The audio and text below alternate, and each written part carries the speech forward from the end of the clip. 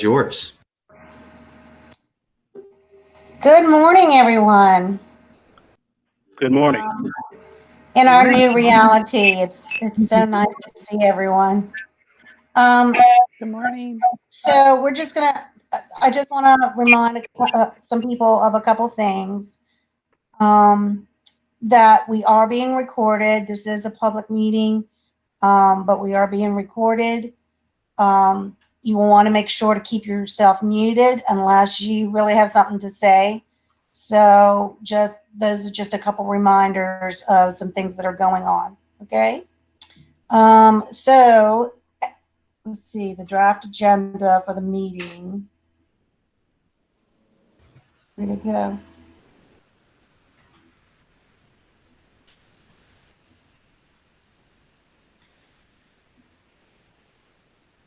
There we go.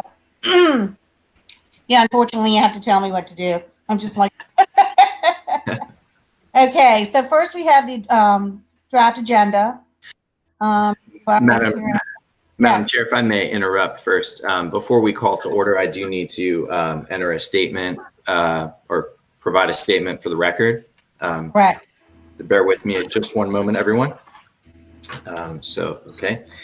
Due to the governor's declared state of emergency due to COVID-19, it is impracticable and unsafe for the Commission on Local Government to assemble in a single location. So the Commission meeting will be held electronically by video conference and telephone options pursuant to 2020 amendments to the 2020 Appropriations Act. The purpose of this meeting is to discuss or transact business statutorily required or necessary to continue operations of the Commission on Local Government and the discharge of its lawful purposes, duties, and responsibilities. The public is welcome to use the link and phone number options made available by staff to attend the meeting electronically.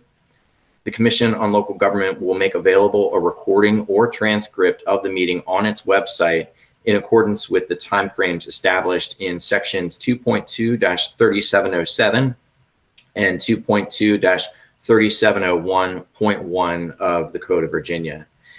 And now, Madam Chair, I would ask if you could entertain a roll call for commissioners attending to determine if we have a quorum.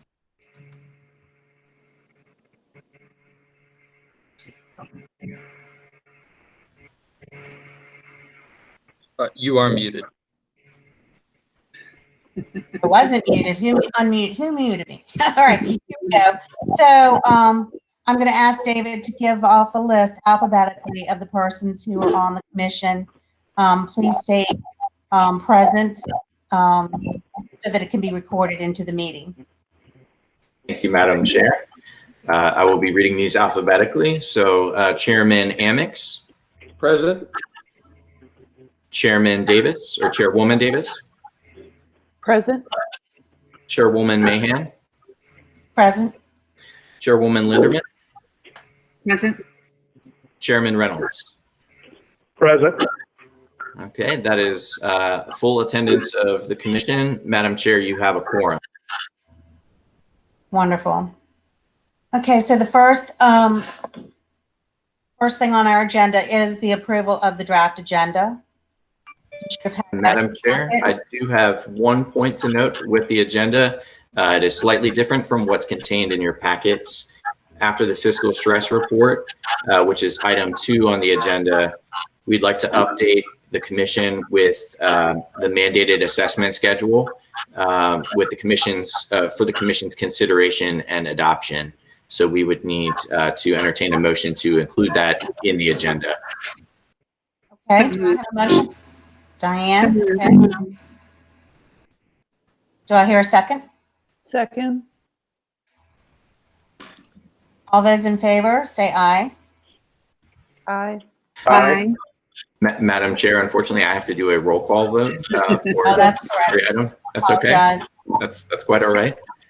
So again, I'll begin with Chair Amix, Yes. Chair Davis, Yes. Chair Linderman, Yes. Chair Mahan, Yes. and Chair Reynolds. Yes. Okay, thank you. Okay, that's approval of the revised agenda.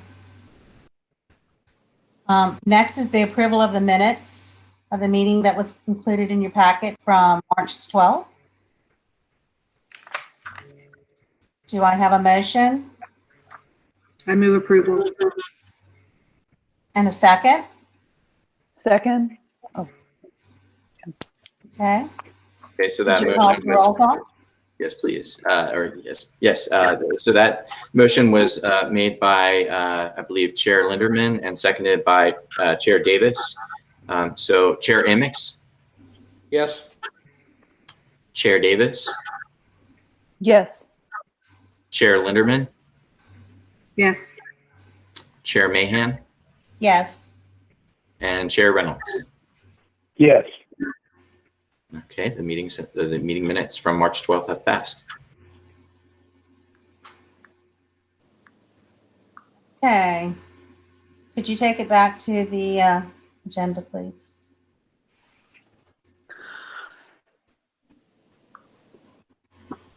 Thank you.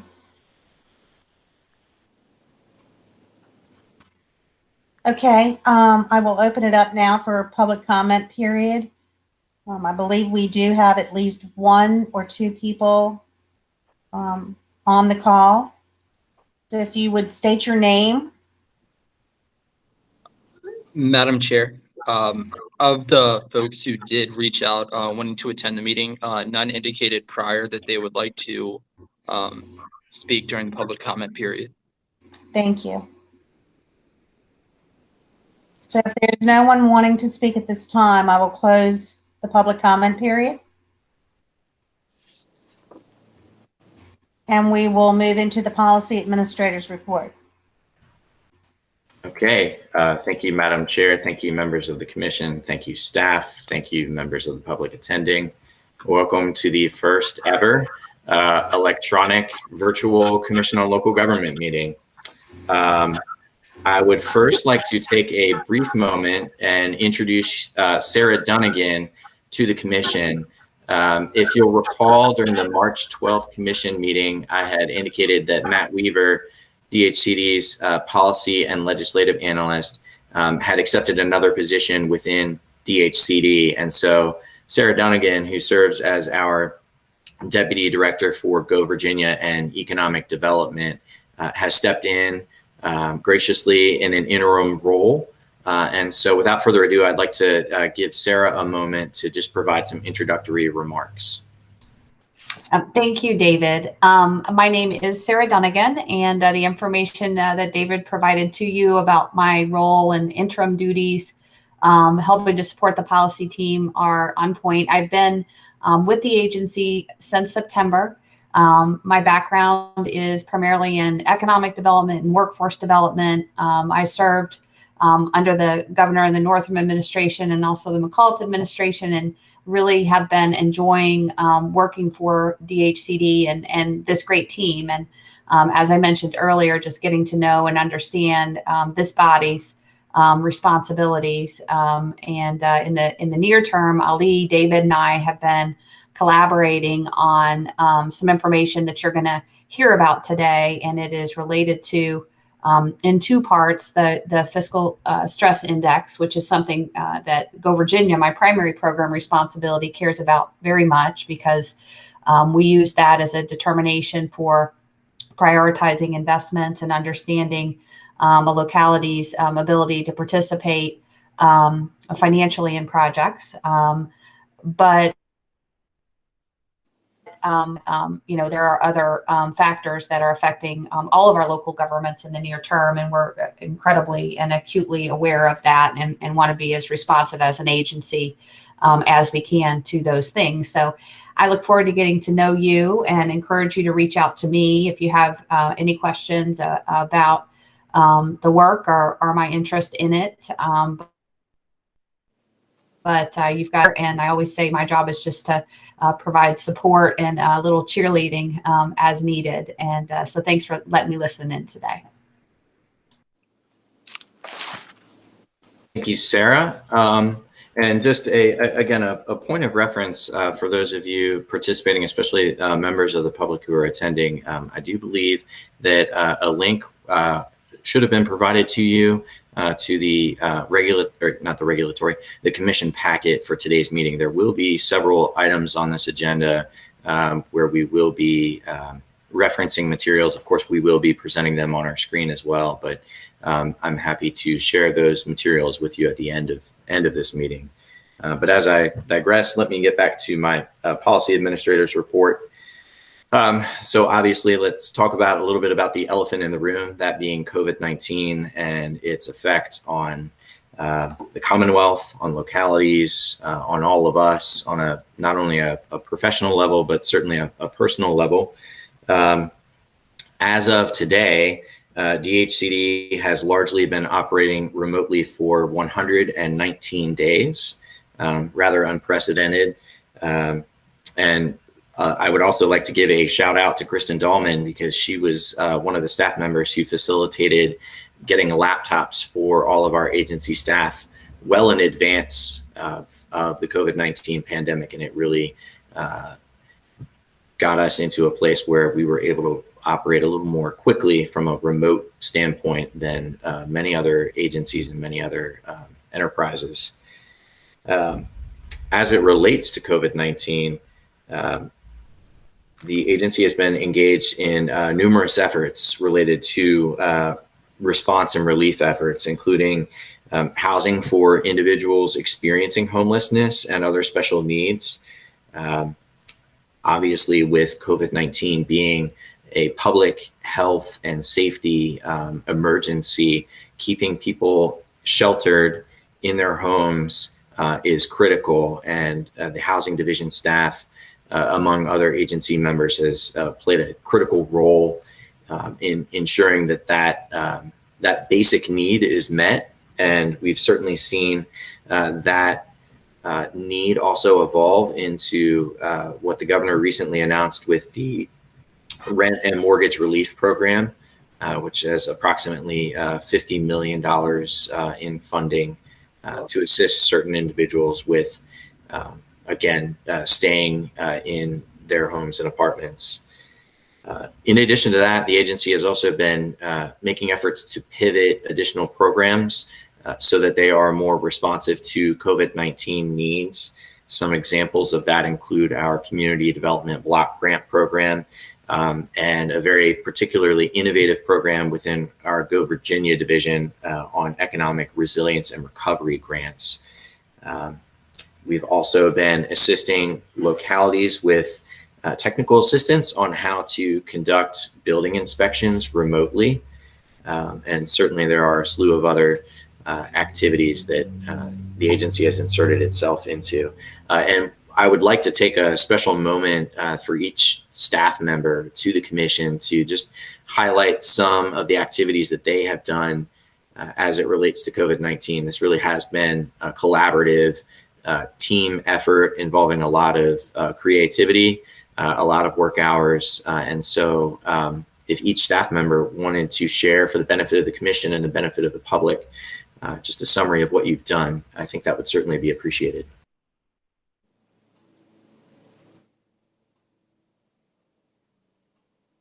Okay, I'm going first. Good morning, everybody. So I actually helped another division in our department, like enterprise zone application review. They didn't have enough employee to review the application. So I assist them, to review the applications. And the other work we did, we're going to discuss it later in this meeting, like the analysis we did. So that is already included in the agenda. So that's all from me. Raleigh?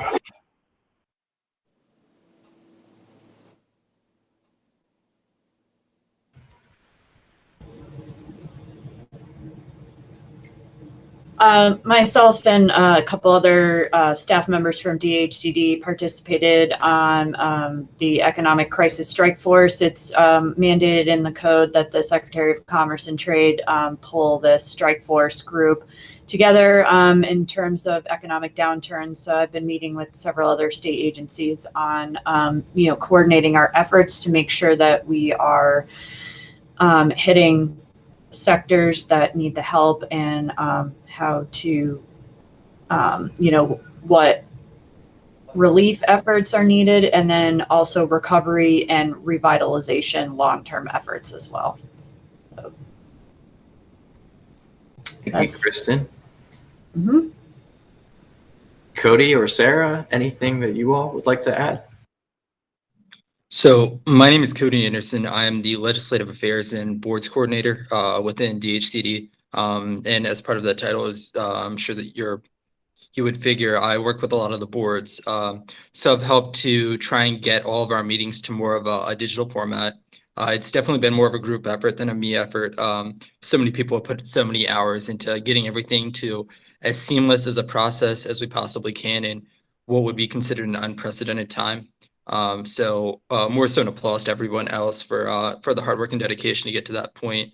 But outside of that, I have been working towards, with the help of many coworkers, putting together an index of all of the local programs that different local governments have been utilizing to help combat the effects of the COVID-19 crisis, but mainly from an economic standpoint. So that's been more or less my contribution to the COVID-19 pandemic response. Sounds like a plan. And just to add, this is Sarah, a little more flavor to Go Virginia. So the Go Virginia State Board in April created a special program called the Economic Resilience and Recovery Program, and identified $14.6 million that would be deployed statewide to support efforts to, again, mitigate the economic impact of the coronavirus. Each Go Virginia region was allocated $1 million to spend on these types of efforts. And there was a statewide pool of funds of $5.6 million for larger scale statewide projects. Also of note, the state board elected to modify the match requirements for the Go Virginia program. Go Virginia typically requires a 1-to-1 match, and of the required match, 20% of that needed to come from a local government.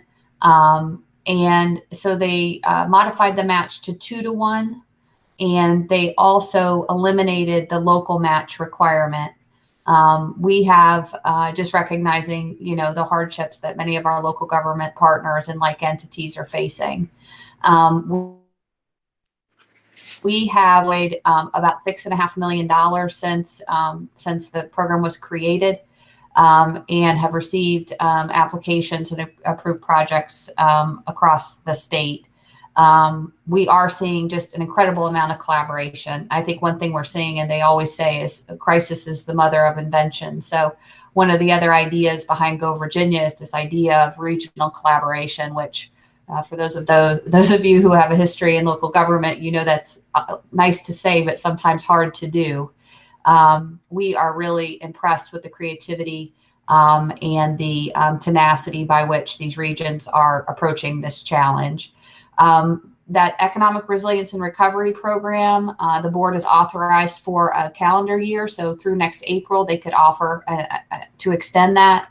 And the special match requirements will actually expire at the end of the year, but the board will evaluate the local match requirement as a typical program element, and then also the process by which we use to grant waivers to the local match. And so I expect the state board will deliberate on that topic at their December meeting. Thank you, Sarah. Thank you, everyone. So again, that just highlights a lot, and that's just a sampling of what you have. An agency of over 100 staff that have really been trying to focus on innovative and creative ways to really respond to COVID-19. So it's been a great collaborative team effort. Beyond that, obviously there are, of course, considerations for the effect that COVID-19 would have on the commission, on local government, especially as it relates to any case that may be filed with the commission, especially as it relates to certain elements of physical proximity with public meetings. And so it's staff has already discussed this to some degree, but it would be staff's suggestion that the commission may want to consider ways in which it can practicably and safely operate in the event a case is filed, and still comply with the commission's statutory responsibilities. And if you'll recall from our, for most of you, from our experience with the Culpeper case, for example, or even the Covington-Allegheny case, there are several matters that are identified in statute that dictate the commission's operations, including an initial meeting of the commission with the party or parties subject to a case for purposes of an introduction to the matter, and also for scheduling purposes for the commission's review. In addition to that, the commission is also directed to conduct a site visit and tour, oral presentations, and a public hearing. The commission then also proceeds with a regular and special meeting through executive session to discuss the case within the confines of the commission. And then, of course, finally, a presentation of the commission's draft report at the subsequent commission meeting. And so, again, with all of those factors, there really are numerous checkpoints along the way where members of the public, members of local governing bodies, and local administrative officials that engage with the commission staff. And so we really, it may behoove the commission and staff to think through a little more thoroughly how exactly the commission would handle a case if it were to be filed with the commission today or tomorrow or just down the road. Certainly we know that the city of Martinsville has voted to proceed with requesting reversion to town status, and that will reversion in itself is already a significant undertaking in a normal world. Adding COVID-19 on top of that is going to complicate matters even further. So I would certainly encourage the commission to think through how this can operate in this era of COVID-19, and staff will certainly be doing the same. And if the commission would like, I think we can present perhaps a proposal for how all of those various milestones are achieved when it comes to a potential case coming across the commission's desk in the not too distant future. And also, as it relates to COVID-19, and this will be for later on in the agenda, but Kristen and I will also share with you some information on how COVID-19 has affected the reconvened session of the General Assembly, the Appropriations Act, and other state operations and local effects as it relates to COVID-19. And that will be discussed during the 2020 General Assembly reconvened session component of your agenda. Again, I've already alluded to this, but certainly in the city of Martinsville, we know that their governing body has proceeded with a reversion case.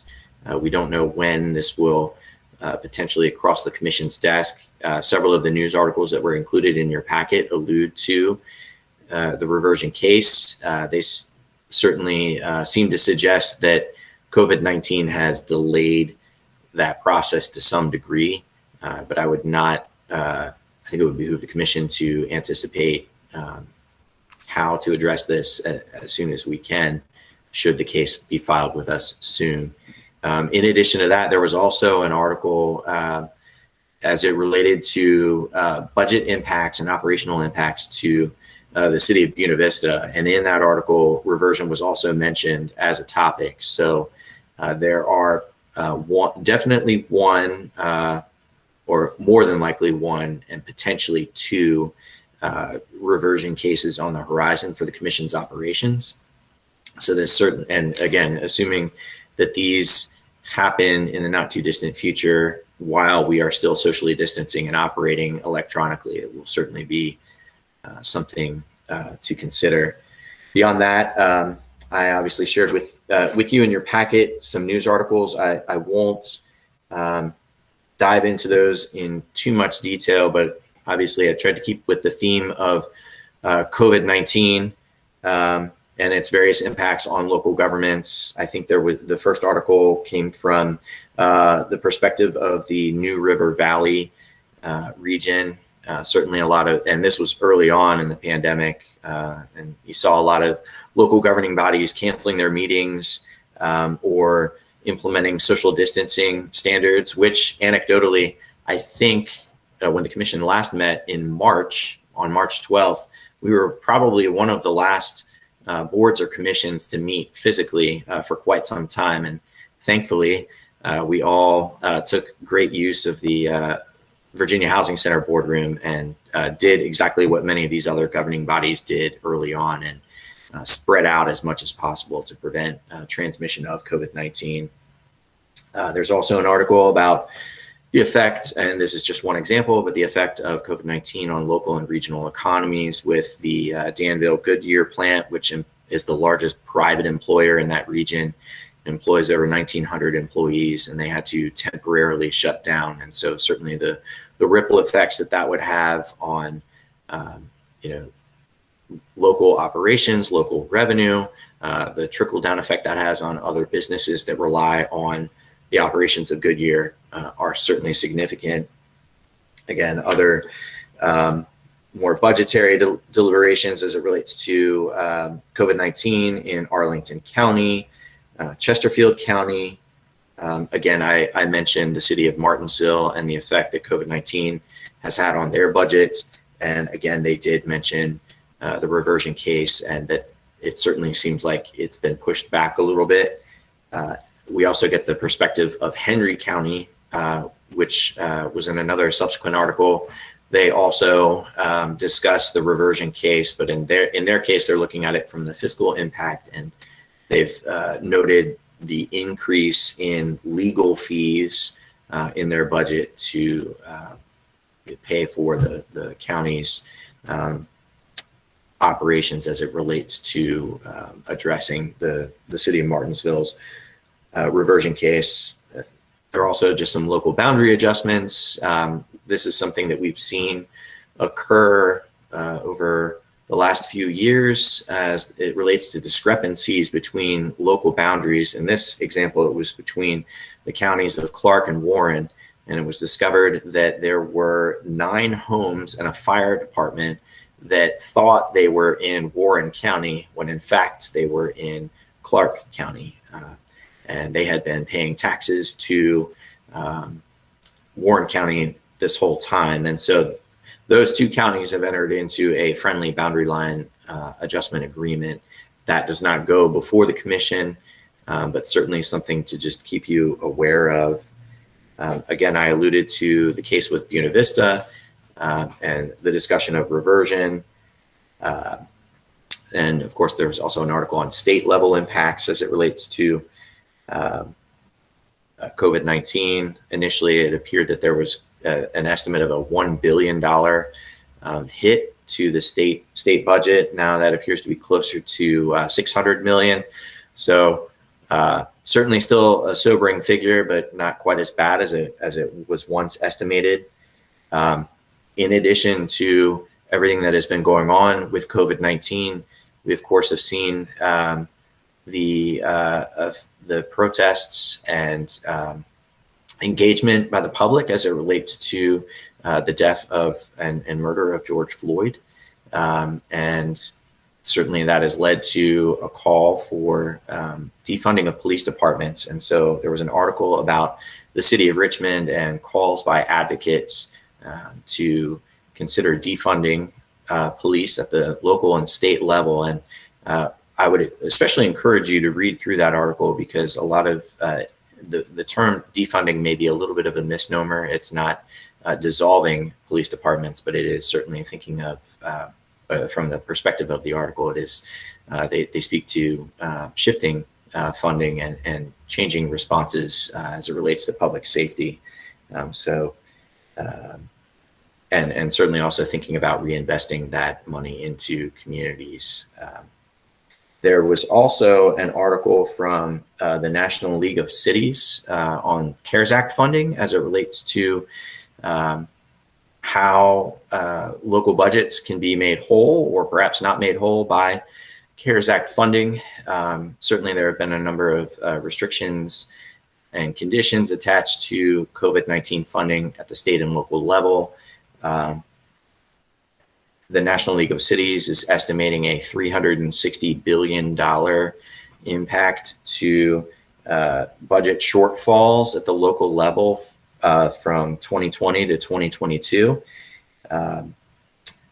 And one thing that's interesting, and especially as it relates to the National League of Cities and as it relates to this article, is one, as you see on your screen right there, those states highlighted in blue are those states that have distributed some of their CARES Act funding to units of local government. And Virginia is noteworthy as being one of the states with the highest allocation to units of local government. I believe the total number of states that have actually, at the time of the writing of that article, that had distributed funding to localities was 24. So not even a majority of states have distributed that funding. And also, as we get into discussion of the local vulnerability analysis, one thing that we did was we socialized that study with other stakeholders, and one individual who we reached out to was the director of research at the National League of Cities, Christine McFarland, and we're certainly grateful to have had Sarah participate and help us with that, given her colleague relationship with Christine McFarland, who is their director of research. And so I think that concludes my policy administrator's report. I'm happy to answer any questions that anyone may have. David, this is Rosemary.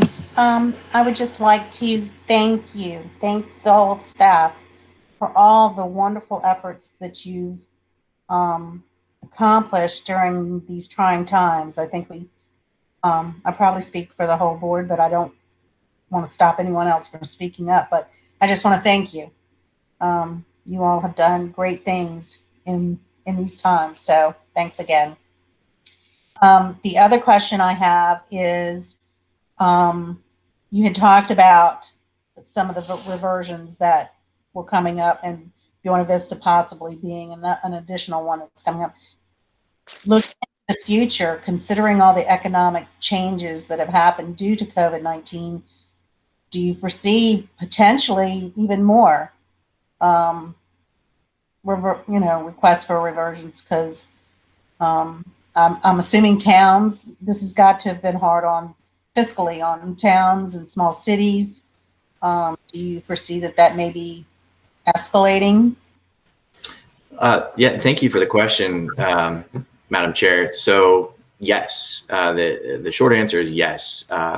What we've seen in the past as it relates to reversion cases, as it relates to other consolidation efforts, interlocal agreements, oftentimes one of the triggers for those actions is fiscal in nature. It's not exclusively fiscal, but we've certainly seen that in the past. Certainly with the city of Martinsville, their fiscal picture seems to be one of, and it's been mentioned on a number of occasions in many of the articles, Buena Vista makes the same case. And historically, other commission cases, it's been the same way. And so, yes, it's quite possible you could see other fiscally stressed or fiscally distressed communities considering that option. And of course, reversion is only available to a certain number of cities in the Commonwealth based on population thresholds.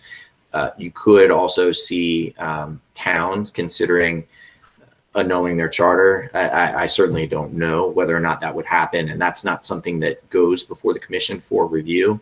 But just anecdotally, I think it is somewhat of a numbers game, whether it's a numbers from just the size of the community to, again, its actual budget. I believe one of the last town that proceeded with annulment of their charter was the town of Columbia, located in Fluvanna County. I think At the time of their annulment of their charter, they were a population of about 60 individuals. And so when you think about mandates on local governments and their individual fiscal pictures as it relates to maintaining operations, that's certainly something that many communities may consider. And there are a number of other very small towns across the Commonwealth where that certainly could happen. Consolidation is certainly also another option. Of course, that does require a voter referendum, so it gets a little more challenging when you're dealing with local identity issues. But with all of that, staff will continue to monitor the news and see if there are any other references made to cases. But again, that's the very long-winded answer. Short answer, again, being yes. So thank you. Gotcha. Thank you. Madam Chair, it's Diane. I have a question for David. You mentioned, I think toward your comments, whether we should have a process to be able to manage a reversion in the times like we are in now. And it seems like that is really prudent to do. And I don't know if you need direction from us as commissioners or whether we just suggest that that's something we might hear from you at our next meeting. So this is David, and thank you, Chair Diane Linderman, for that question. I would suggest that staff work internally in the interim leading up to the September meeting to formulate a more concrete plan as to exactly how the commission could address a case. For example, one idea we've already discussed is, again, we're supposed to take a tour of the affected area, and that is spelled out in code. It doesn't say how that tour is conducted. So I think it wasn't me, but another staff member had suggested, what if that was a video tour of the area affected? And what if we just made that video tour available to everyone, including members of the public, as it relates to that particular case? Those are the kinds of questions and ideas that we really need to flesh out a lot more before the September meeting.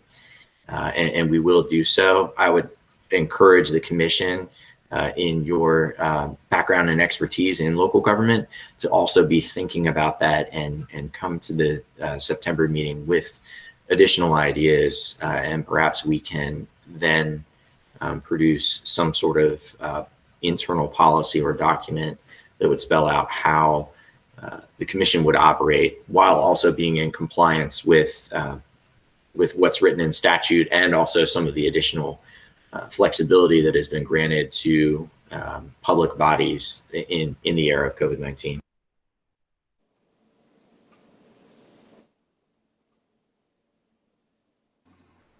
Excellent question, Diane. Anyone else have a question for David? Okay, moving forward. Okay, so next we have the fiscal stress report. Molly. Thank you, Madam Chair. This is Ali Akbar. And I think, as you know, CLG produce fiscal stress report usually in January, but we missed like 2 localities fiscal data for FY18. That is also the reason we are producing this report in July. But still those 2 localities data is missing. So we had to go with whatever we have. So I'm going to in details of the report now. Like, CLG reports on the fiscal condition of Virginia localities on an annual basis according to the Joint Legislative Audit and Review Commission's report in 1994 in House Document 15. Fiscal stress index is nothing but determining a locality's ability to generate additional local revenues from its current tax base. The calculated index offered as a means to distribute state aid to the localities. Fiscal stress analysis have been completed according to the guideline provided by the JLARC and is consistent with previous year's fiscal stress report. However, as I mentioned, this report is missing some of FY18 revenue data from Hopewell and Petersburg. But to make the fiscal stress score as accurate as possible for all other localities, CLG used FY17 revenues for Hopewell and Petersburg. All other data for Hopewell and Petersburg is up to date. Since Petersburg and Hopewell's revenue effort and revenue capacity is based on their FY17 revenue data, fiscal stress for them is not reflecting their true fiscal conditions. And because of this issue, other localities' score could be skewed in either ways. Fiscal stress is the aggregation. I think fiscal stress is a relative index where statewide average equals to 100. And fiscal stress is the aggregation of analysis on the comparative revenue capacity, revenue effort, and median household income. Stress scores are divided into 4 categories: low, below average, above average, and high.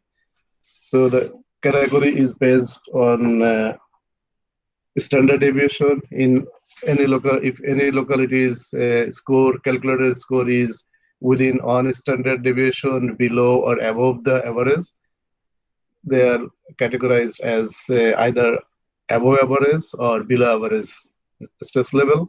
And if their score is beyond on standard deviation, they can be they will be categorized as high or low. So the composite scores is comprised of 3 factors equally. Cody, next. I think already the next slide. No, I think if to go to, yeah, this clusters. Okay. The highest scores for this year is 107.73, and that belongs to City of Emporia, which is, their score is basically higher than last year, but the rank is same as last year. And the lowest score is 89.96, that belongs to Falls Church City, their score is lower than last year, and their rank improved because last year the lowest score belongs to Goochland County. So the county's average stress level is 98.95, and city's average stress score is 103.11.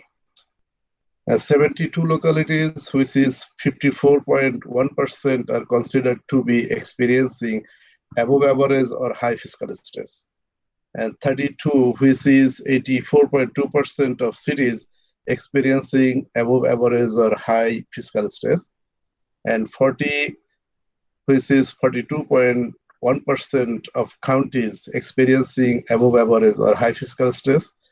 And there are 24 high stress localities, and 22 of them are cities. And since 2017, only 2 localities' fiscal stress classification improved, while 5 localities' classification declined. Cody, next page. So the revenue capacity is calculated based on real estate value, fiscal PSC real estate value, real estate revenue, PSC revenue, personal property tax or revenue, local option sales, receipts, and adjusted gross income. So this year's revenue capacity range from 981.31 belongs to Red Fork City to 5,687.49 belongs to Bath County.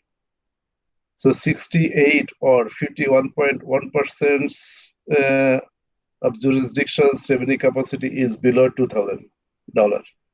And county average is $2,640.59, and cities average is $2,003.31. So the statewide average annual growth since 2009 is 1.81%. And 71, which is 53.4% of localities, average annual growth is below statewide average since 2009. And 78, which is 58.6% localities, average annual growth rate is less than 2% since 2009. Next slide, buddy. So now let's talk about revenue effort. Revenue effort is the ratio of actual collections to revenue capacity. So the range for revenue effort is 50.95% belongs to Bedford County, 274.27% that belongs to Emporia City. And the county effort average is 88.15% of their capacity. And cities average effort is 130.03% of their capacity. And statewide average annual change in their effort was 0.51% since 2009.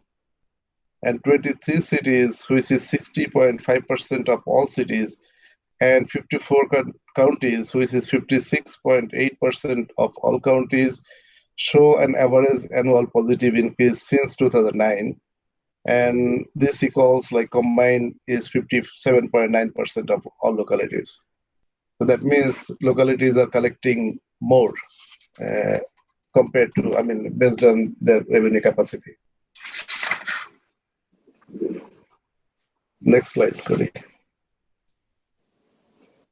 Okay, median household income.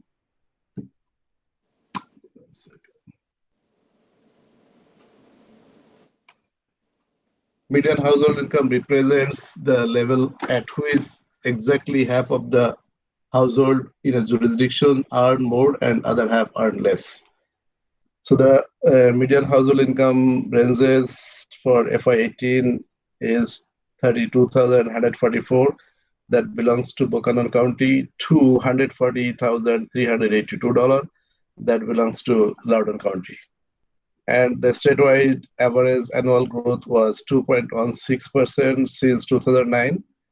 And 21 cities, which is 55.3% of all cities, and 46 counties, which is 48.4% of all counties, show an average and show an annual growth below the state average. So I think that's all for fiscal state.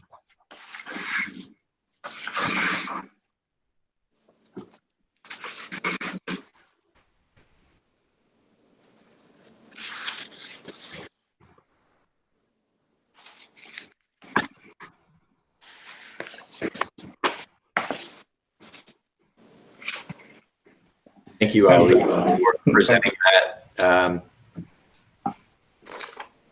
Were there any questions from members of the commission as it relates to the fiscal stress report?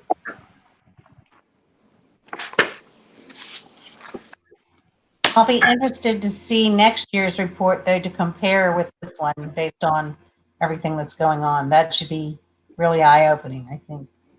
Yeah, I think the score, individual score might go up, but the overall classification might not change because it's a comparative analysis, and it is comparing to the statewide average. So that might not be too different, but the individual score might be high. That's my prediction. So, two other points I would also add to that is that, and sorry for interrupting, Diane. One is that so this report is fiscal 2018 data, right? So we're going to see a delayed effect in these numbers cycling through the fiscal stress index, which we will get to in a moment with our second component of the presentation. And then two, another item, and again, this won't be reflected in next year's data, but the General Assembly had passed equal taxing authority to counties. And so I think it will also be interesting to see what what everything looks like 2 years from now. Certainly that will be equal taxing authority. It would still be a choice of the local governing body. So there could be some counties that choose not to enact some of those provisions. And if I recall correctly too, I think it even, it requires obviously public engagement to obtain those powers. So again, it may not be uniform, but I think you would see some change. And so that will be particularly interesting. And David, I think the new bill that was passed in last, General Assembly session, the fiscal stress, it might be a new normal to produce in July, because now local government has more time to submit their CAFR or the data to APA. It was like November 30, but I think now they have until December 15 or something like that, and APA got another 1 or 2 months. So that means we will not have the comparative report available from APA maybe January or February. So after we get the data, then we usually produce the report. So that means we have to produce the report either in May or July report. This is Kristen Dahlman. Ali is correct. So legislation just passed. So local governments now do have until December 15th to submit that information. The APA is not required to release this information until I think it's now February 15th. So, I mean, realistically, that wouldn't give Ali a lot of time to update it before the March meeting. So, you know, if everybody has all their information and we could see you all just because I know traditionally in the past, the commission has approved of this report in January because APA released everything before the January meeting. So it may just be from moving on forward now, like May or July meeting moving forward permanently, just to allow time for staff to update, you know, if there's any, you know, delinquencies or whatnot. So yeah, thank you for bringing that up, Ali. So yeah, that legislation will just impact on when we can release this report now. Thank you, Kristen.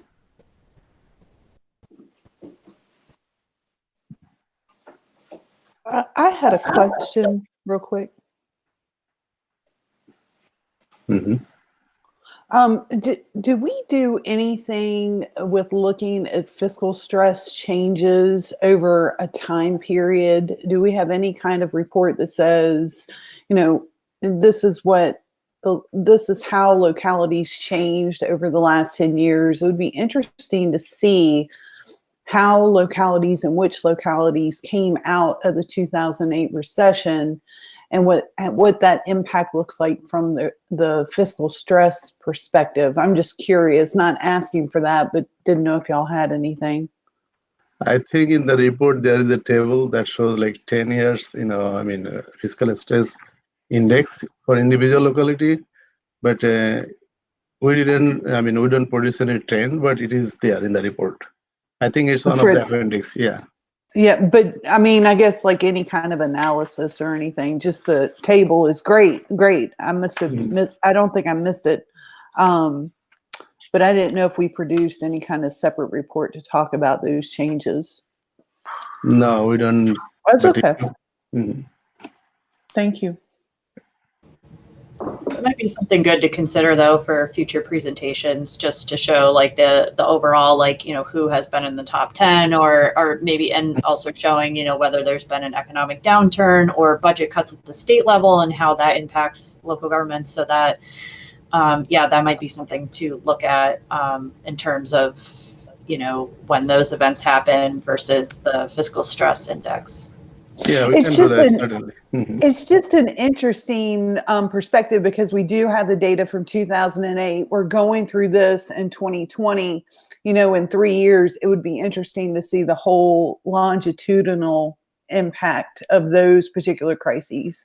But I mean, everybody's busy. No, it's okay. We can do it in our next meeting. I mean, when we have the report for 19, we can, you know, add. Yeah, I mean, that really is up to you guys. I just think that that's kind of interesting. So thank you. Thanks.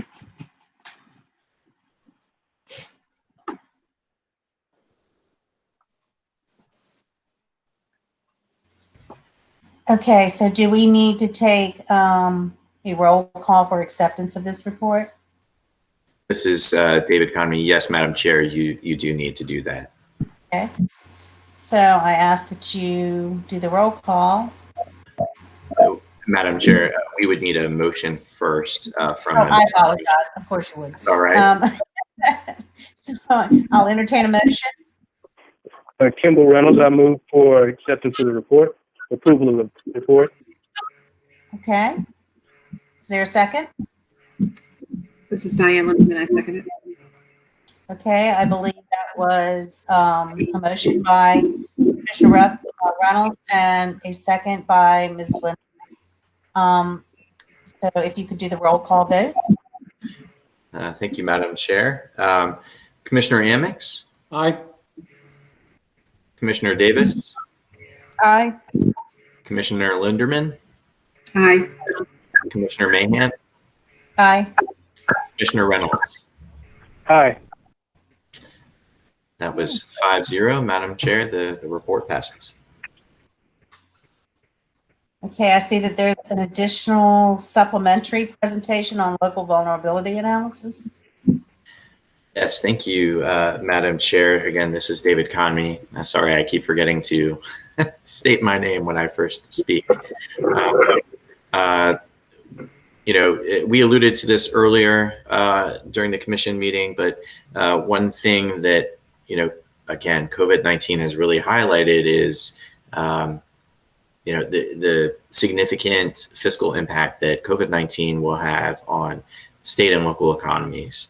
And right now, the way the fiscal stress report is structured, again, we're looking at fiscal year 2018 data. Next year, and a year from now, we're going to be looking at fiscal year 2019 data. So we won't even see the effects of COVID-19 in these reports for quite some time. It's really going to be 2 years from now. And so the fiscal stress report is utilized by a number of state agencies. It's used internally within DHCD, and it helps inform where need may be greatest and can be used in various scoring systems when various grant applications are submitted to the agency. And so if we were to exclusively rely on the fiscal stress index, we may miss some communities where the effects of COVID-19 could be more sustained and significant. And so I can't quite remember how this conversation started, but Ali, Sarah, and I and staff started thinking about this and trying to come up with a way to predict where some of those effects may be. And certainly we've also seen a number of other groups and individuals produce similar studies and estimates. You know, the National League of Cities, National Association of Counties, Governing Magazine. Dr. Davis, I believe you have also published something on this very topic. And so what we wanted to do was take the fiscal stress index and do a value add where we consider other factors so that we can help inform not only the agency's response, but certainly other agencies if they so choose. We've socialized this to some degree with representatives from VACO, VML, the Secretary of Commerce and Trade, the Auditor of Public Accounts staff. Again, I alluded to that we also shared our concept with the Director of Research at the National League of Cities, Christine McFarland. So this is the culmination of what we've put together. I would say that it's not the end either. I think that this will be something that evolves over time or perhaps is replicated going forward. We certainly don't want to change what the fiscal stress index is. So I think that that will remain the same, but perhaps there will be additional supplements to that analysis going forward. So this could be fiscal stress 2.0 or phase 2, if you will. And so what I'd like to have is have Ali take you through some slides. So please pay particular attention to your screens, the screen that Cody is sharing during this presentation as we dive through some maps summarizing that data. So take it away, Ali.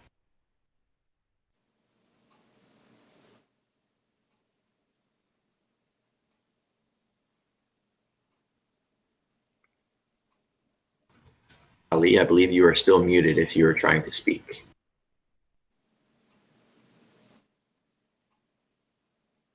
Sorry, sorry, I didn't know that. Okay, thank you, David. And this is Ali again, and I'm gonna go through the maps we have in the presentation. So the first map is basically, showing the fiscal stress.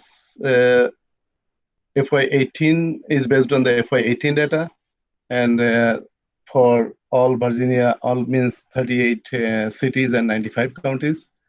And you can see most high fiscal stress localities are cities. And Southwest and Southside Virginia also contain regions of concentrated elevated fiscal stress, and which is mostly GOVA region 1 and 3. And GOVA region, all localities stress level is above average except Bristol, city of Bristol, Galax, Norton City, and Buchanan and Dickinson County. And in GOVA region 3, Amelia County's stress level is below average, and Danville and Martinsville city's stress level is high, and all other localities in that region, their stress level is above average. So the top most fiscally stressed localities are cities, and on top of the right corner of the map, you can see the list of the top 20 localities in the table. And this map actually, what I'm gonna, it is for all maps.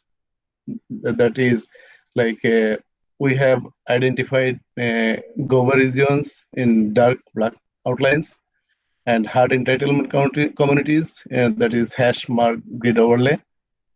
And in the index we already discussed, but I'm going to mention it again. And it is based on, index classification is based on standard deviation for all maps, and locality score beyond 1 standard deviation above the mean is classified as high, which is colored red, and localities score within 1 standard deviation above the mean classified as above average and colored as orange, and localities score within 1 standard deviation below the mean classified as below average and colored as light green, and locality score beyond 1 standard deviation below the mean classified as low and is colored as green. So Cody, can you move to the next slide? Okay. So this map that geographically shows local tax revenue dependence on in the Commonwealth based on FY18 data, and we used FY18 data to be consistent with fiscal stress because fiscal stress data is for FY18.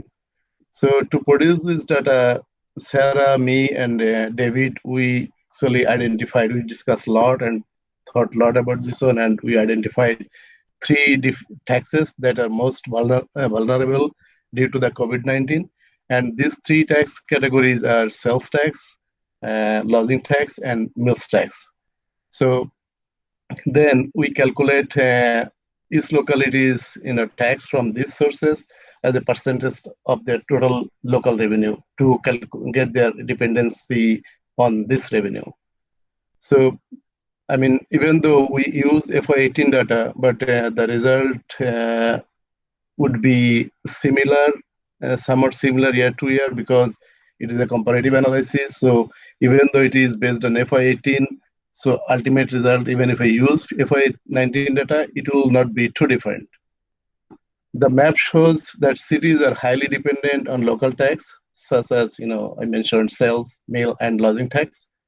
And you can see like Bath County jumps out because they are highly dependent on tourism, like homestead ski. And you may know like Bath County's fiscal stress level is always low, and their revenue capacity is an outlier due to the high per capita PSC revenue. And this map's top right corner table shows the 20 localities that are highly dependent on these taxes. And you can see like Henrico County, they are always, stress level is either below average or low. They jump out and they're one of the top. and city of Williamsburg, same. I mean, some of the locality, they jump out because of, this impact on these revenue sources. So, Cody, please can you move to the next slide? Before we go there, can we get back real quick? Yeah. Mm-hmm. I don't understand Mm-hmm. if we have a low local tax revenue dependence on sales, transient occupancy, and meals tax, we're green or dark green, correct? Yeah.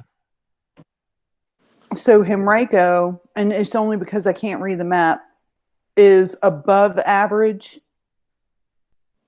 Henrico, I think it is high. Let me see. I don't have the data with me, but That it is was on it. It is. Yep, it is above average because as a percentage of their total tax revenue, those particular types of taxes that are in this analysis represent a larger portion than average. So here's my question. What defined high compared to the top 20? How many highs do we have? How many localities do we have in high? I think 19. Only Henrico is above. Yeah. Okay, so that's the cutoff. So Bath County is the cutoff, and then Henrico is above average. Yeah. Yeah, and I would add, again, we're using the same indexing methodology. So we're using standard deviations to figure out who is in the high category, who's in the above average category, and vice versa for the lower category. Okay, I'm straight now. Thank you very much. Okay. Thank you. Cody, did you move to next one? Yeah. Now, this is local economic vulnerability analysis. This analysis is based on the analysis done by Chamura. And if you can see the details of their methodology and everything in their website, and if you need, the link, I think we can send you the link. But the Chamura actually, they identified the vulnerable industry or sector in the local economy and the number of jobs that would be affected due to the COVID-19. They also provided a score for all localities in the United States, but our calculation is based on Virginia specific data. So we use the same methodology to index them, like the methodology we use for fiscal stress. And you can see like rural counties with large hospitality centers jump out such as like Bath County, James City County, Nelson County, Pace County, and York County, because they have so many industry that their job would be affected because of COVID-19. So also some cities that has never been identified as fiscally stressed locality, now they jump out, like such as Williamsburg, Fredericksburg, and Virginia Beach City. This map's top right corner table also shows the top, the 20 most economically vulnerable locality. So if you don't have any question, I can jump into the next slide.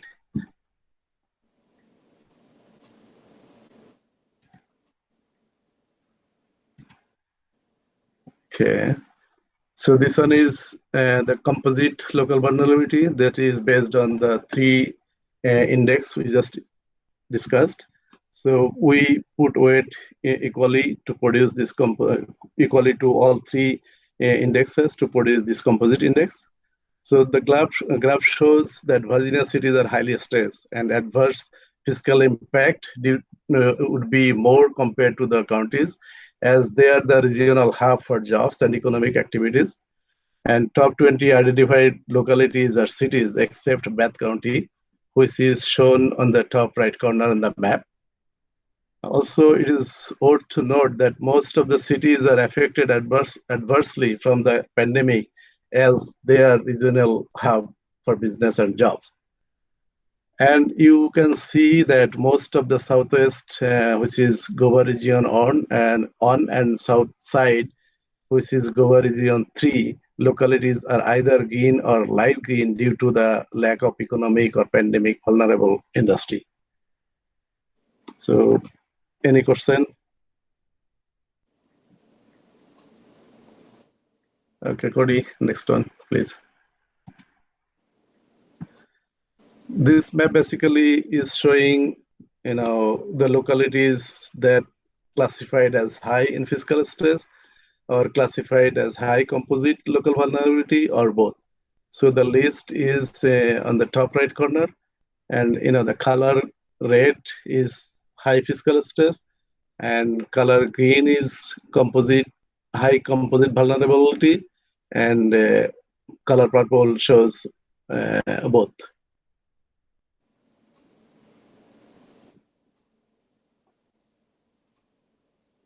Good. Okay, next one. So based on those classified as high, we also looked at locality SCAFR for unrestricted fund balance to determine how many months of general fund expenditure they could endure using reserves. So the locality colored as green in this map indicates their unrestricted and unassigned fund balance can cover their operating expenditure at least for 3 months. And localities colored as light green in this map indicates that their unrestricted and unassigned fund balance can cover their operating expenditure for 2 to 3 months. And localities colored as orange in this map indicates their unrestricted and unassigned fund balance can cover their operating expenditure for 1 to 2 months. And localities colored as red in this map indicates their unrestricted and unassigned fund balance can cover their operating expenditure for less than 1 month. And there is only one locality, I think, that's Petersburg. So that's all. If you have any question, I'm ready to answer.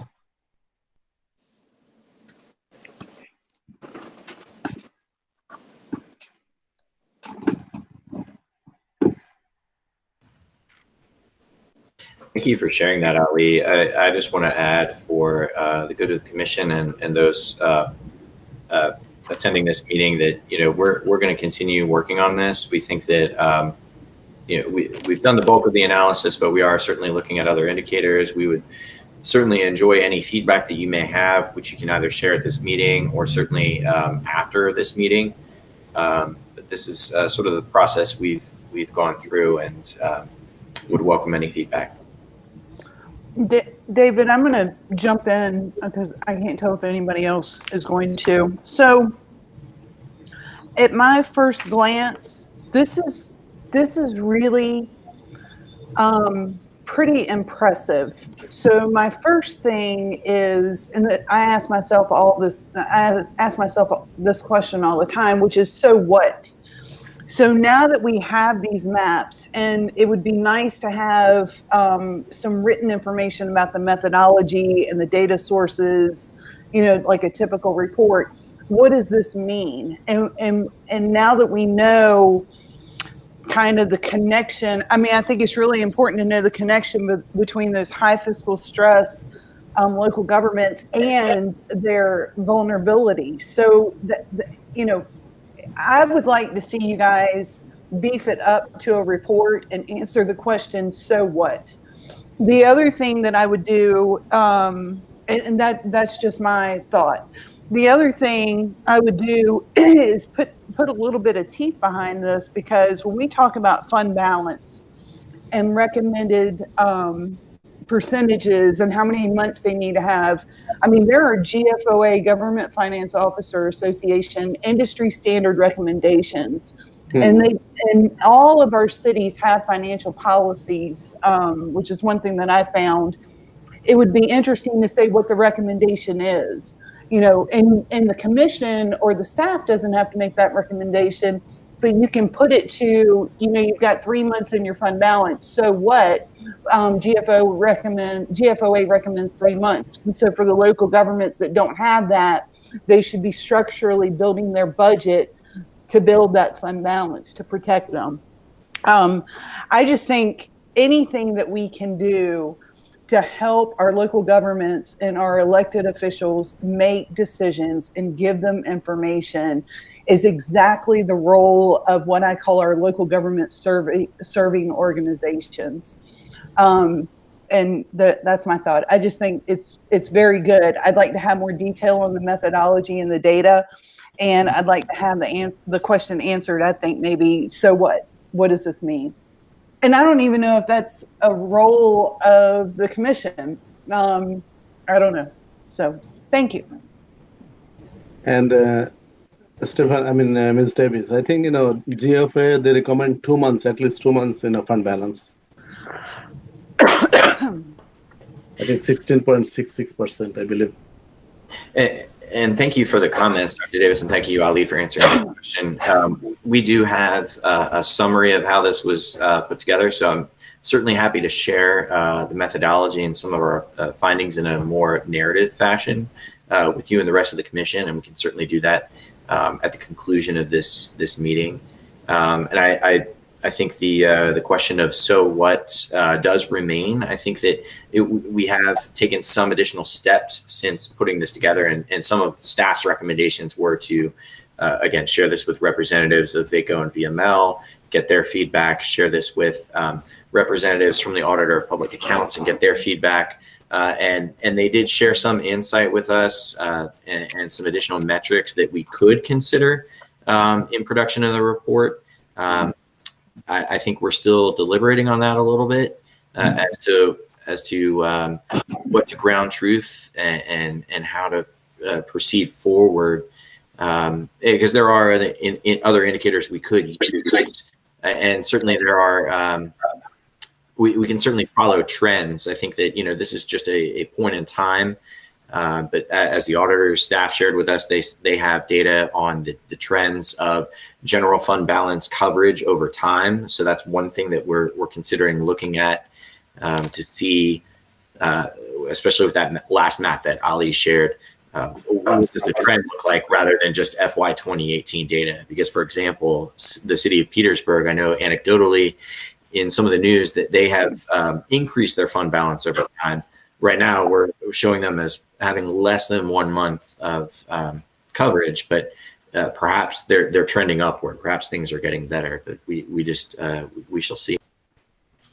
So, David, I did want to add to everything that you were talking about, and you alluded to it at the beginning for the commission's the commission members' benefit. So, when we started hearing about the pandemic and the shutdown and that sort of thing, one of the things that I did out of Virginia Tech was start a weekly webinar series for our local government managers and finance officers.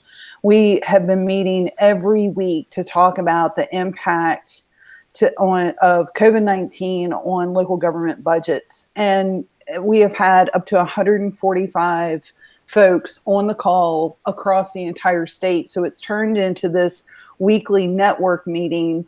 We've invited folks to come in and be guest speakers from the state, from FEMA, from Department of Housing and Virginia Housing Development Authority. We've had Senator Kane's office in. We've just had a lot of folks. VML, VACO, GFOA, and VGFOA are all partners in this delivery.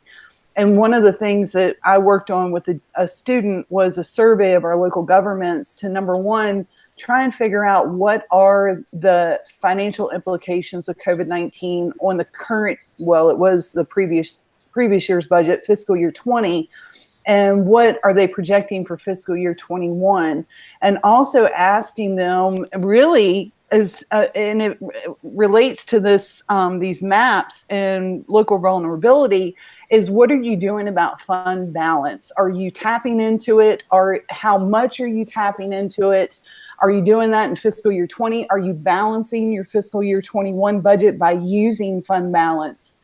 And so that survey came back, and I produced a report. It's just fiscal implications from COVID-19, and that will be published in the VML Town and City in their July edition. I'm not sure when that comes out, but I've also circulated it.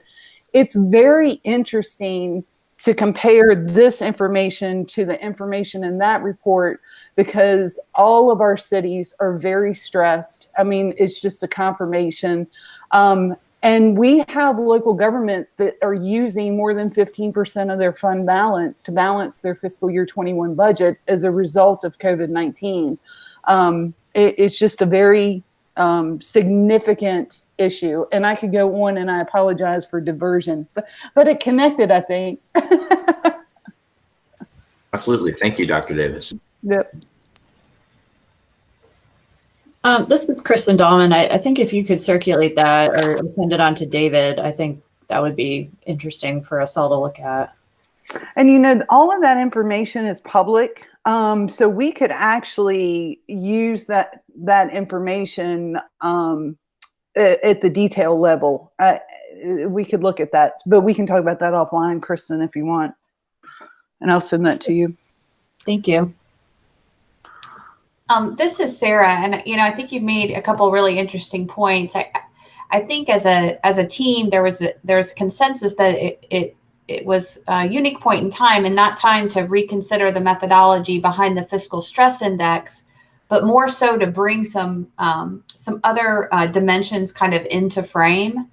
I think when it became an issue for us at DHCD is quite candidly, and when we talked to folks that said, program managers, Bath County's calling us. They say they're stressed. They're not on the fiscal stress list. And so understanding some of these other factors has been important for us as grant makers, right? To not be overly dependent on the fiscal stress index, because there are things happening here which are unique to the pandemic and quite frankly would be unique to other types of natural disasters. So Ms. Davis, I think your comment about just creating awareness among local governments, I mean, during my time and career, most folks have been concerned about kind of the ratio of their residential and commercial real estate, right?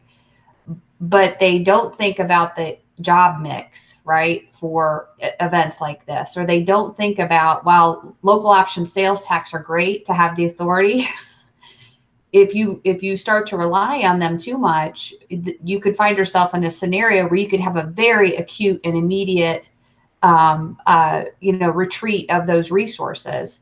And then the fund balance thing, I think, is also important. You know, we're thinking, I love the idea, and Ali and David have all of the information, documentation on the methodology. So I'm going to recommend that we put that into a more formal report for sharing. But, you know, we're thinking even longer term. So when do the real estate tax collection implications hit, right? And they will. I think in the commercial space, we're going to see, you know, valuations decrease. I think there's going to be increased vacancies. So, you know, local governments really do need to be planning for another wave of impact, even as the economy, I think, reopens over the next 12 to 18 months. Sarah, I couldn't agree with you more. And I tell you, I can't wait for the 20 CAFRs to start being released, because even though for us at the commission level, it'll be 2 years, I'll be able to see that data so soon and look at what were the true impacts. And I think part of those weekly webinars and why they've been so successful is that every week there's something new to talk about, and you've hit the nail on the head.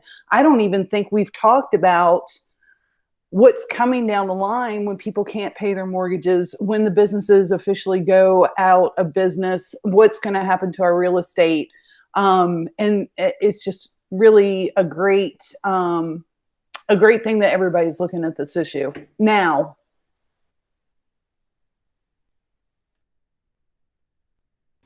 So as David mentioned, we have shared this with VML and VACO. They gave us a lot of really helpful feedback, and the Auditor of Public Accounts, and they really see this as a complement to some of the work that they're doing, not at all duplicative. They were very complimentary as well, and have provided us access to some fund balance data that I think is going to be a little better. Ours is a point in time, and we're understanding that some local governments have a practice of spending a significant portion of their resources in a single year. So we may, as David said, look at trends or averages over multiple years as a better representative rather than catch a point in time. But I do think it would be informative for local governments, and it certainly helped me think differently, right, about how you position yourself for resiliency. There's just a lot of kind of factors in play. One thing I would also add too, is that another area that we're examining as it relates to this is socioeconomic data. Certainly, with everything that has occurred in the wake of George Floyd, has I think really highlighted a lot of intention on various organizations' parts to identify what are the sort of ripple effects of this in various socioeconomic data sets. And so we've been looking at that to a degree as it relates to percent minority populations in many of these communities, percent age 65 plus. I mean, again, knowing that elderly folks are certainly more vulnerable to the effects of COVID-19. And then finally, poverty as an indicator as well. And so we're still working on that internally, so we don't have anything to share on that yet, but perhaps we will down the road. Okay, thank you all for the presentation. Those maps, I'll probably be pouring over those more. They are included in our packets. So if you weren't able to see it on the screen, go into your packet and you can see those. I hate to kind of push forward, but I do have another meeting starting in a half hour. So we need to try and get through the rest of it by 1. So the next is the staff report on presentation on municipal boundary line changes. Hello, Commissioners. This is Kristen Dahlman again. So we've just had a couple of changes since the Commission approved of the boundary line changes report last year. So just Caroline County and Essex County just adjust their boundaries. So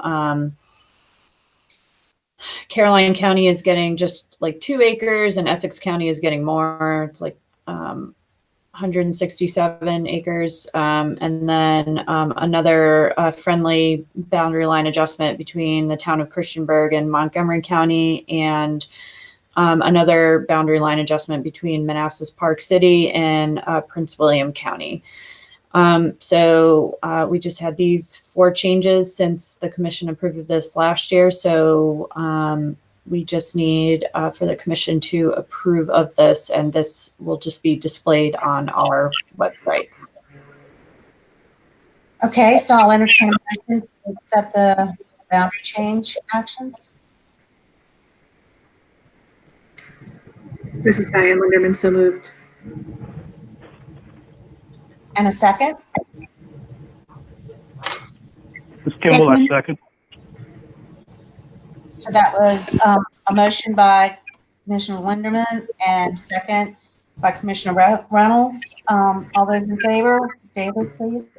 Commissioner Amix?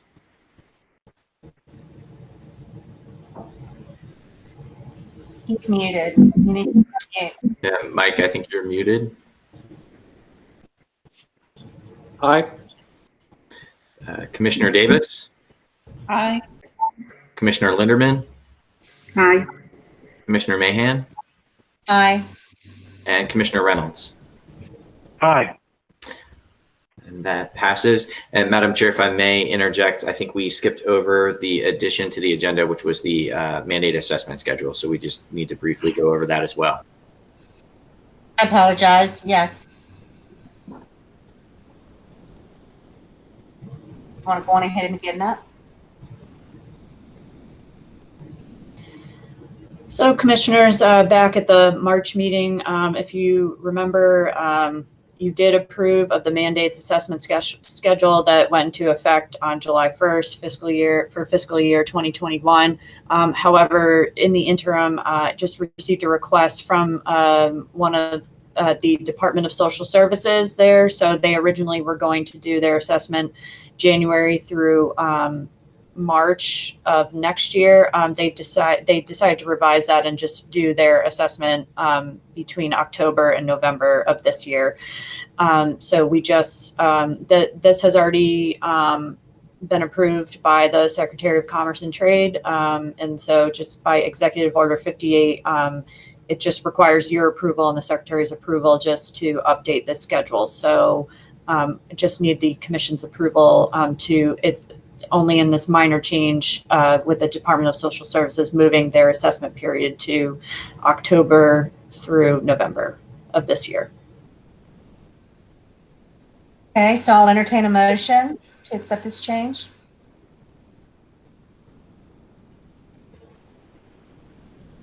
Anyone? This is Diane Linderman. I'll make the motion for approval. Okay, I need a second. This is Kimball. I'll second. Okay, so that's a motion by Commissioner Linderman, second by Commissioner Reynolds. So David, roll call. Okay, Commissioner Amix, Aye. Commissioner Davis, Aye. Commissioner Linderman, Aye. Commissioner Mahan, Aye. and Commissioner Reynolds. Aye. Thank you, Madam Chair. That motion passes. Okay. So now we can move on to the General Assembly reconvening session. Is that correct? That's correct, Madam Chair. And for the sake of time, I will try to make my remarks brief, and I believe Kristen will as well. So essentially, during the session, in addition to action taken on various pieces of legislation, more importantly, what I thought would be good to highlight was the budget pause that has occurred. So most new spending has been unallotted until a more accurate fiscal picture can be determined through a revenue forecast.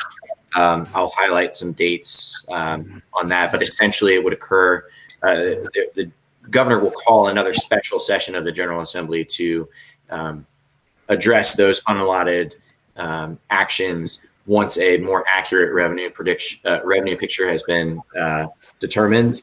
But that we've seen a number of agency-related impacts that affect additional funding for planning district commissions, funding for the enterprise zone, funding for the Virginia Telecommunications Initiative, the Virginia Housing Trust Fund, an eviction diversion pilot program, an affordable housing pilot program in Falls Church, among others that would affect the agency. And then there have been dozens of also changes with those unallotted funds as it affects items of local interest, whether that's K-12 education, state employee raises and bonuses, numerous public safety actions, which again, I will also anecdotally say, I think that in addition to the unallotted funds, you may also see some activity during the special session as it relates to actions in the aftermath of George Floyd.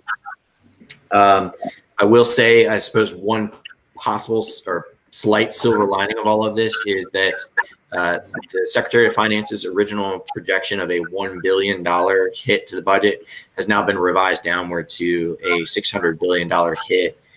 Still significant, but we'll have more details on that starting in actually very soon. Tomorrow, the governor is expected to announce fiscal year 2020 revenue shortfall, followed by a July 2020 meeting of the Joint Advisory Board of Economists, and finally a August 3rd meeting of the Governor's Advisory Council on revenue estimates.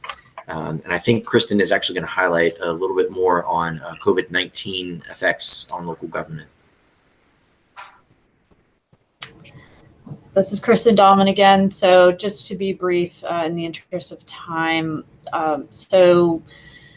Just kind of going back to the local vulnerability discussion too, and what's happening. So there are a lot of efforts right now focused on relief, but again, how this is going to translate in terms of local budgets and such things such as businesses shutting down or people not being able to pay rent, mortgages, and the property values that yet remains to be seen. So the state received $3.1 billion in coronavirus relief funds. So some of that has been allocated at the state level, such as the $50 million rent and mortgage relief program. However, a percentage of that went directly to local governments to help with COVID-19 related expenses.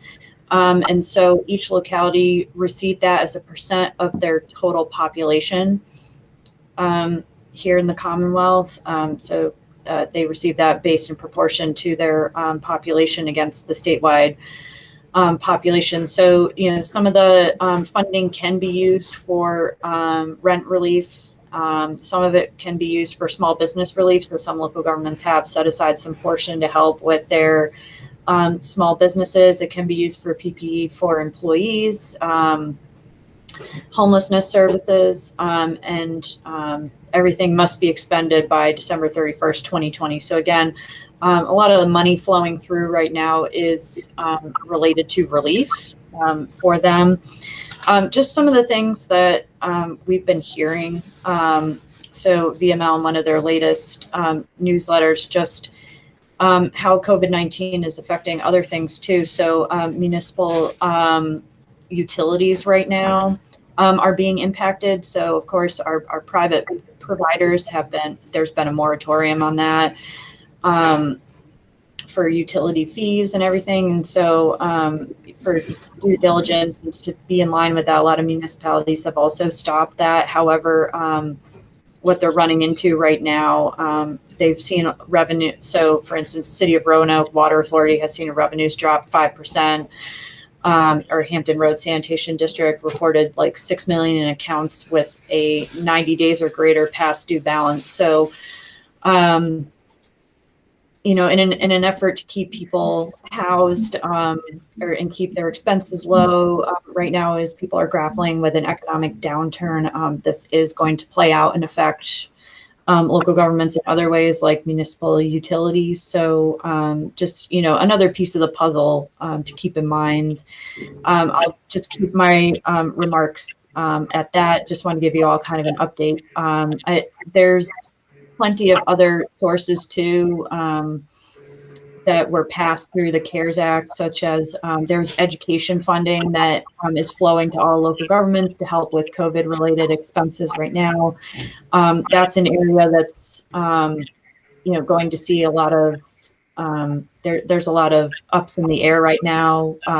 There's like a 130-page document given out from the state right now for local governments on how they can introduce students back into the classroom. So there's just a lot of local expenditures and guidelines that are being thrown at local governments, and they're trying to accomplish a lot with smaller funds. They're pivoting some of those funds with the collections, and of course, without the passing of the state budget, can't forecast even their own budgets because they're not sure how much they're going to get. So I think it's an important conversation for that was raised earlier with the local vulnerability and analysis as to just, local budgets are definitely going to be affected. I think this is something that we could definitely keep an eye on, and it's something to just have a conversation on in the future.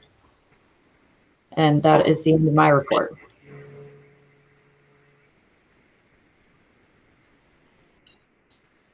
Okay, well, thank you for that.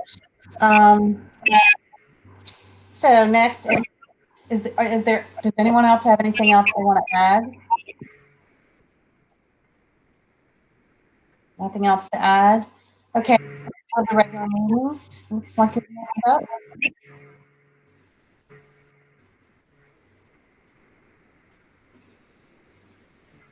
Madam Chair. So as you can see on screen, we have the scheduled meetings going into the rest of this year. The next meeting will be Thursday, July 9th, and then September 17th, and then November 12th. It's worth noting that because the May 14th meeting was canceled, it is in code that the commission must meet six times out of the year. So clearly missing that meeting does undercut us. There is a possibility that the commission will have to call in a special meeting over the next few months to make that up. But that's not a final thing yet. What we're going to end up doing as staff is reaching out to counsel with the Attorney General's office to see what their guidance is on that. I would anticipate that we'll be able to communicate that information to you guys by the next meeting. And that's more or less the information. I would anticipate that the next meeting will probably be electronic, but again, that'll be communicated to the commission at a later date. Okay, thank you so much, Cody. That's pretty straightforward.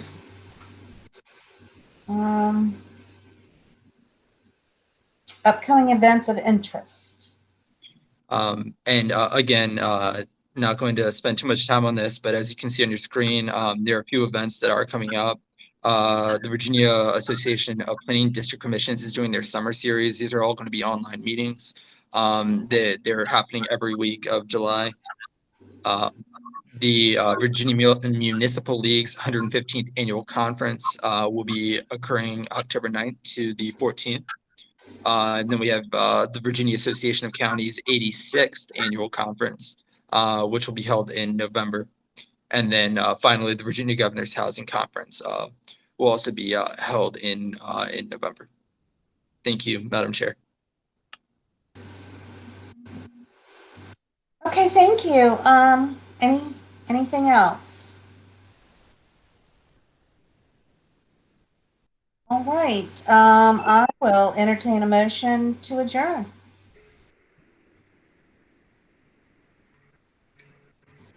This is Diane Linderman. So moved. Okay, second.